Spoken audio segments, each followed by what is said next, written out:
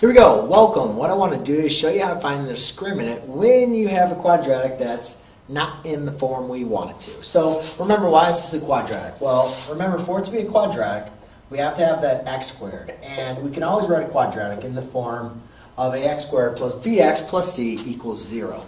And for this problem, we're setting it equal to 0 because we're going to want to find the answers and the solutions.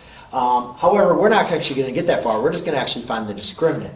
But it's important for you to understand, though, when you put it in this, we want to have it in this quadratic form.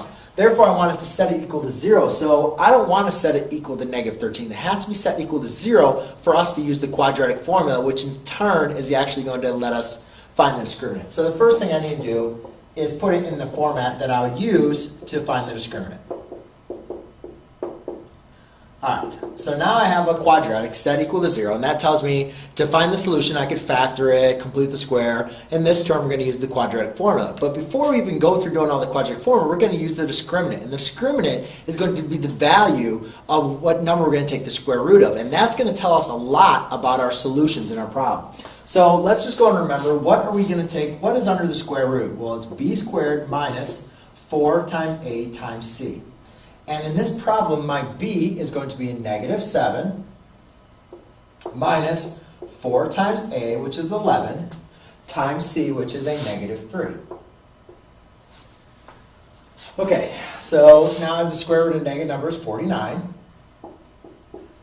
And let's see, I'm going to be now subtract, or actually adding it, because a negative 4 times a negative 3 is going to be... 4 times 3 is going to be 12, and then times 11 is going to be 4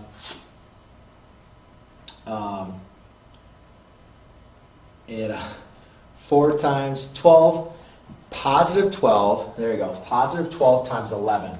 Well, 11 times 11 is 121, and so 12 11s would be 132. So it's going to be plus 132. Sorry, having a little brain fart in there. So when you add those up, you get the square root of 181. So now I need to take a look and say, is 181, is that a square number or not?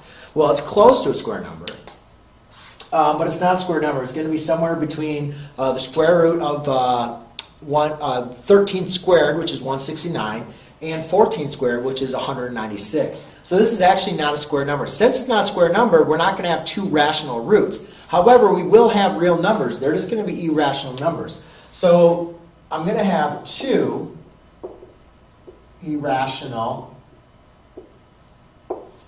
solutions. And so that just tells you, when you do the rest of your quadratic formula, you just need to know that you're going to want to keep it in terms of your square root. You might have to simplify, but you're going to want to keep it in that term, so therefore you're not having to approximate any irrational numbers. So there you go, ladies and gentlemen. I hope that helped you out. Thanks.